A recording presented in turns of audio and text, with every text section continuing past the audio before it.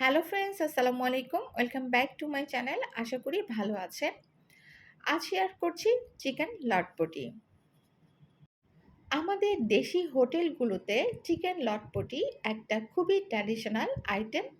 ভাত, রুটি, পরোটা কিংবা পুরি দিয়ে খাওয়ার মতো চমৎকার একটি পদ।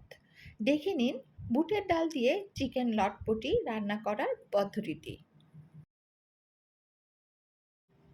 শুরুতেই চুলার ওপর একটি হাঁড়ি দিয়ে দিলাম আর তাতে দিলাম 1/4 কাপ তেল।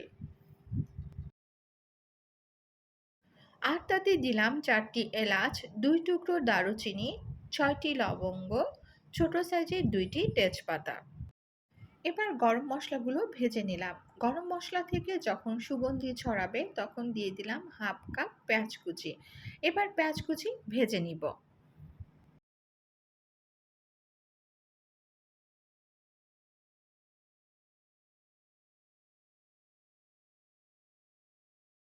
পেঁয়াজ নরম হয়ে আসলে দিয়ে দিলাম সামান্য পানি।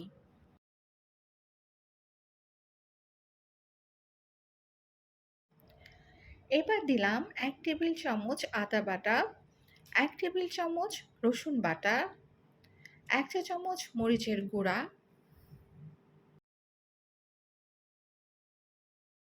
1 চা চামচ হলুদের গুঁড়া, 1 চা চামচ জিরার গুঁড়া, 1 চা চামচ ধনিয়ার গুঁড়া এবং স্বাদমতো লবণ।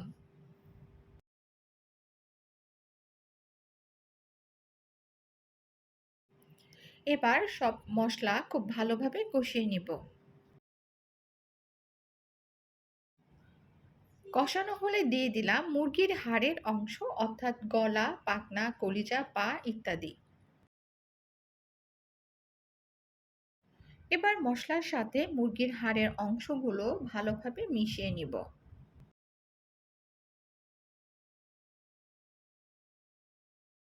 6 থেকে 7 মিনিট কষানোর পর দিয়ে দিলাম আলু।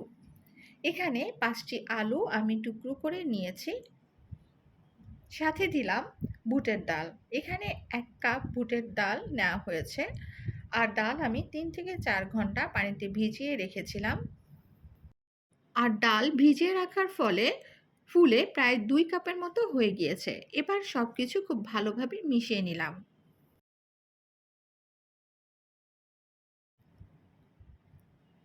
আরও কিছুক্ষণ কষিয়ে নিয়ে দিয়ে দিলাম 5টি কাঁচামরিচ।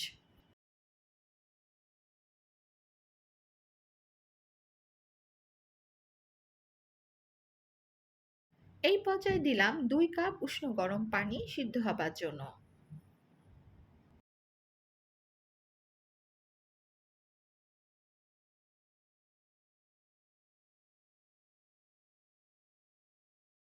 এবার দিয়ে দিলাম ঢাকনা।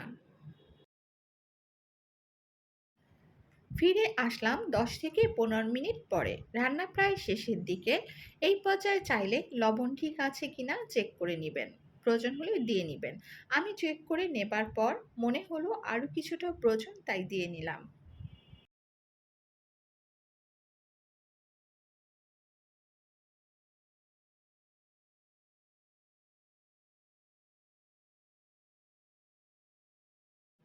আরও বেশ কিছুক্ষণ জাল দিয়ে নিলাম।